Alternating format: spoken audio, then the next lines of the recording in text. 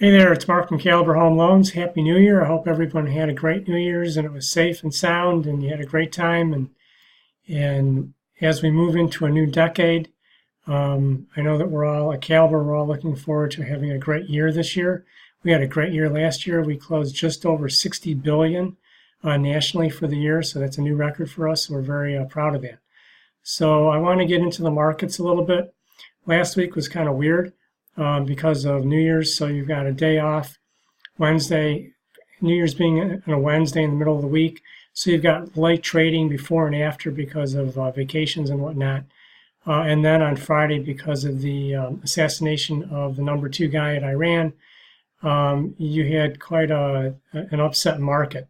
As we've said before, the financial markets hate surprises. If they think something is coming, they can plan for it, they build it in. But when something comes in out of the blue, they usually react pretty violently. So on Friday, the Dow dropped about 233 points. The 10-year took a hit, which means that the price actually went up. The rate came down a little bit because of a flight to safety. So we've talked about before, a lot of times that when money comes out of the stock market, it goes into the bond market. When you've got more buyers than sellers, that forces the price up, and when bond prices go up, the yields come down. So the 10-year yield came down, and the mortgage-backed security yield also came down a little bit. So the chart that we're looking at right now is for Friday, and you'll see that we started here and we ended here. So the price did go up a little bit, and it kept rates. The pricing on rates didn't get tremendously better, but it kept rates in check. So pricing did get a little bit better. It just kind of depends on where you are as far as credit scores, what you're doing, loan to value, whether we saw a direct impact in the rate based on the improving market. So let's take a look at the week. So you can see for the week, we were definitely better at the end than we were at the beginning. Again, these are bond prices.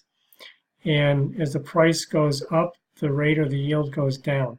So, and then of course Wednesday we were off. So here is Friday morning. Actually, this is Thursday close, and this spike was due to the Iran assassination.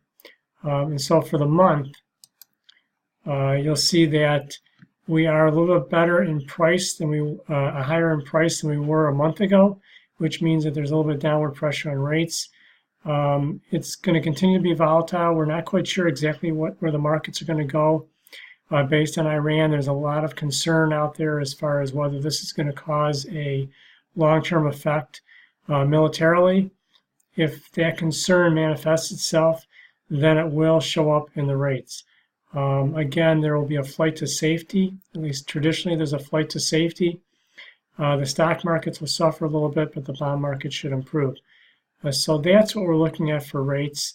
If Iran says that they're going to retaliate, the U.S. says we've got 52 targets already lined up if they do. So we're not quite sure where this is going to go. This is going to be a day-by-day, hour-by-hour effect. My biggest suggestion to people is that if you are in the midst of getting a mortgage and you have not locked, you should probably talk to your loan officer, have this conversation with them, and probably lock your loan.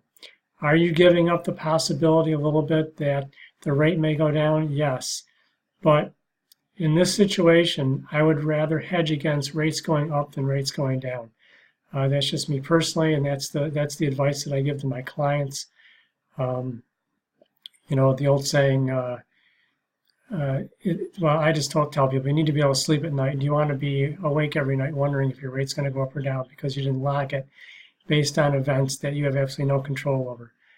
So just a word to the wise, again, talk to your loan officer and have that conversation. I'll be around the rest of today, 248-705-8431. Give me a buzz. Again, there's some exciting news out for VA loans. They've uncapped it. Caliber's loan limit is $2.5 million, zero down, no mortgage insurance.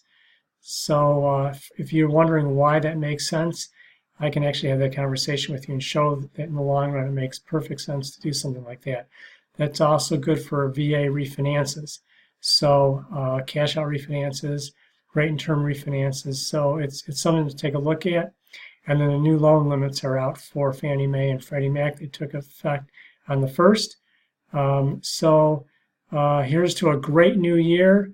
Wishing all of you much success and prosperity this year. And if there's anything that I and Caliber can help to make you a more successful person, we'd be more than happy to have the conversation.